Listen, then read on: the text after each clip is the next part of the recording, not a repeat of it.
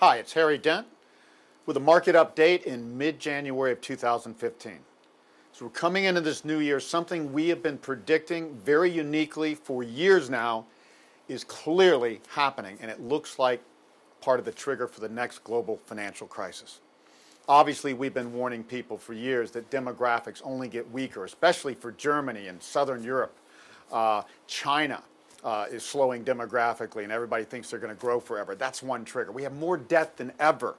That's another problem for the global economy, why we have to have another crisis. We never dealt with debt.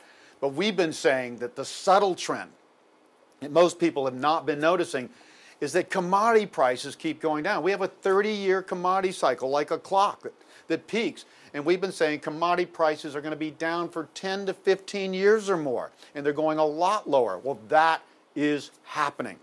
The CRB, the key commodity index, is now down 54% here in mid-January from its top in 2008. Oil, the most volatile commodity, is down 70% from its top. Iron ore, one of the most fundamental ingredients for global production and things like steel, down 65%. Copper down 42%. Emerging markets, because of this, they track commodity prices more than they do like the U.S. or global stock markets. Emerging markets are down 30% from their highs. They've been underperforming. We've been forecasting all this. But it's important to note, this is a sign that global growth is slowing. I am willing to bet, and everybody knows this, that China's growth is not 7% and slowing. It's probably much lower than that. We couldn't have commodity prices collapsing this much. They're the greatest manufacturer and buyer and consumer of industrial commodities and energies and precious metals and all this sort of stuff. So this is a sign that the world is slowing. It is the emerging countries that have the strong demographics outside of China. If they're slowing, the developed countries are only going to slow more in the coming 5 to 10 years, in some countries for decades. So everything is set. Economy is going to continue to slow. We've got a leading indicator now for China that has been very accurate, and this says their stated growth is going to slow from 7% to 5% over the next year or so. Even that would be a disaster. I think it's going to be slower than that in the next year or two. So again, what happens in this dynamic, to summarize, commodities keep slowing. That hurts emerging countries where there's a lot of U.S. debt, $6 trillion to be more exact. That's a big trigger. And when these emerging countries slow, their stock markets underperform.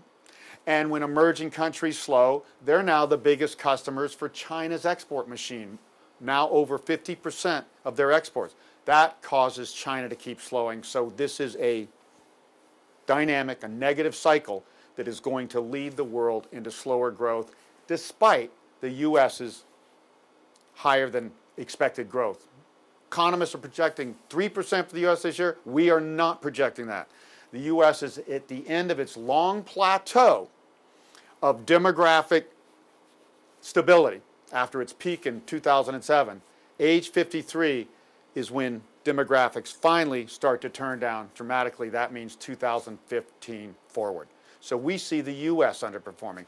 Germany has the steepest demographic decline of any developed country, steeper than Japan's demographic decline, which only we saw in the late 80s for the 1990s. So Germany's going to surprise. Europe's already teetering. France is on the edge of recession.